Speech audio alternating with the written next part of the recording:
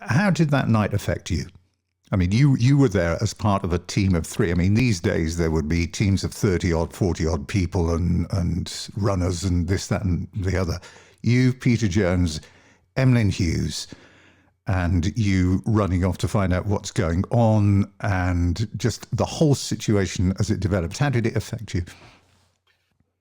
Greatly, and as hardly a day goes by now when I don't at some point think about it. And I think I should first of all make the point that although Peter Jones had gone back inside to present Sport on 2, that didn't last for very long, because George Hamilton, who'd been commentating with me, left, and then Peter was released from the cell because he hated it being in the sports room on a Saturday afternoon.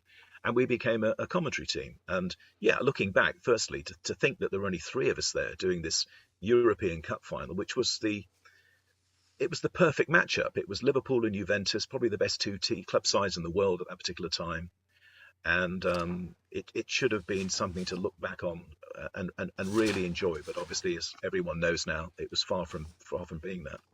The whole looking back, it was everything about it was the day before when we flew out with the Liverpool team. We flew with the team from Liverpool, and the story was breaking, though not confirmed, that Joe Fagan was standing down as the Liverpool manager. So then there was a buzz going around that he was going to be replaced by Kenny Dalglish. So when we got to Brussels, we spent a lot of time chasing around trying to sort of stand that story up, that was going to happen. Then it was finally all confirmed the next day.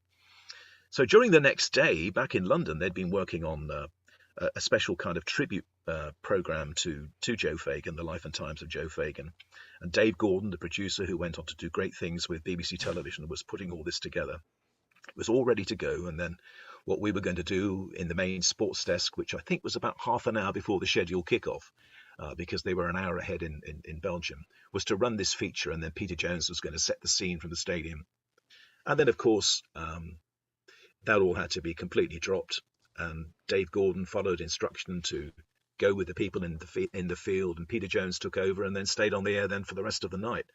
But everything about the day, I remember now looking back, going to the game, sitting with Emlyn Hughes on our little media bus, and I remember one or two fans recognizing him and literally head-butting the bus. I mean, they looked like they'd just had fun. Even at that stage, there's just too much alcohol inside them. So that was the preliminary to going into this awful stadium, which was totally unfit. I mean, Liverpool had objected to the stadium being used, so had Juventus. It was a ramshackle stadium, lacking proper security and policing and medical. And then everyone knows the rest is history, I guess, that there was the charge. Fans lost their lives. I had to, there was no producer, so I had to go downstairs, and I was looking at dead bodies. I'd only ever seen one before in my life, and that was my granny. And I was so affected by that I didn't want to see my second granny's body when she died. I was so upset. And I'm looking at, I think what I remember most of all was they must have been completely helpless, these fans, because I remember looking at one guy who he must have been 18, 19 stone. He was built like a wrestler, and he'd had all of his life squashed out of him. And there was a little boy leaning on him. It might have some relation, might have even been his son, trying to wake him up. And then in the end, they covered his face with a Juventus scarf, and it was heartbreaking.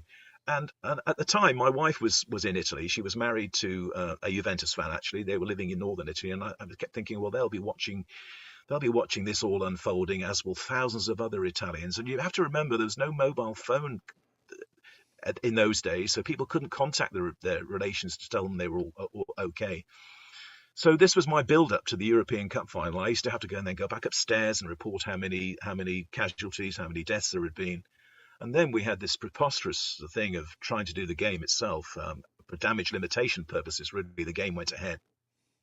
And I've listened back, when I was writing the book, I listened back to that commentary because my dad had recorded it for me. And if you listen back when Peter Jones introduces me, there is actually a silence on air for about 10 seconds, 15 seconds before I speak. And the reason for that is because Peter has grabbed hold of my arm and squeezing it tight, almost to kind of encourage me. You can do it. This is still a football match. It's still a European Cup final, even though it wasn't really.